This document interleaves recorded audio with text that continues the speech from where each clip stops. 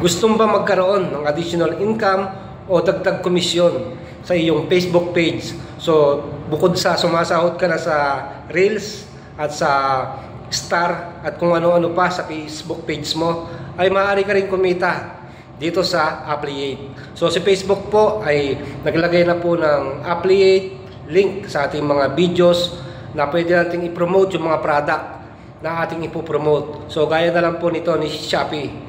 So, ito po yung ating napiling i-promote dahil affiliate po tayo ni Shopee, ay ipopromote po natin yung kanyang product. So, paano nga ba ito gagana at paano tayo kikita? Once po na mailagay na po natin yung link ni Shopee sa ating video o mga gagawing video, ay kung sino po ang bumili sa product na ating pinopromote ay magkakaroon po tayo ng komisyon dito po sa product na ating ipopromote sa ating video. So panoorin nyo po yung ating tutorial at gumawa na rin po ako ng dating tutorial nito about naman po sa affiliate sa YouTube. So si YouTube po ay may affiliate na at si Facebook ay mayroon din pong affiliate. So maaari pong madagdagan yung ating revenue once na may bumili po sa mga product na ating i-display sa ating mga content.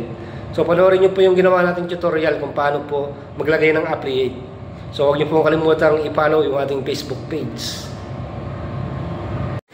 Dito nga guys ay mag-login ka lang sa iyong Shopee account at hanapin mo ang iyong Shopee affiliate. So dito nga guys ay makikita mo yung mga recommendation product na maaari mong i-promote sa iyong Facebook page at piliin ang mga gusto mong ilagay sa iyong mga video content sa iyong Facebook page. So dito nga guys ay approve na tayo sa Shopee SG sa ating affiliate. So dito po ay pumili na po tayo sa seller invite. So meron din po rito nag-invite sa ating mga seller na i-promote yung kanilang mga product. So dito nga po ay hanapin lang natin kung sino yung mga product na gusto nating ilagay sa ating content. So ito po yung napili natin, Share to Earn Commission.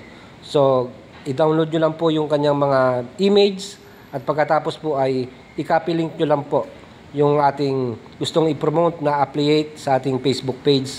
At pumunta po tayo sa ating Facebook page upang i-promote yung product. So humanap lang po tayo ng videos na ating gustong lagyan ng affiliate product. So ito po ay nakapili na po tayo. So itap nyo lang po yung 3 dots sa baba at makikita nyo po dyan yung link, add product link. So ilagay mo lang po dyan yung link ng iyong Shopee. I-paste mo lang po at lagyan nyo rin po ng pangalan Shopee. At pindutin nyo rin po yung Add Paid Partnership label. Kung nagustuhan mo yung ating content, ay huwag mo naman kalimutang i-follow yung ating Facebook page. So maraming salamat mga ka-vloggers.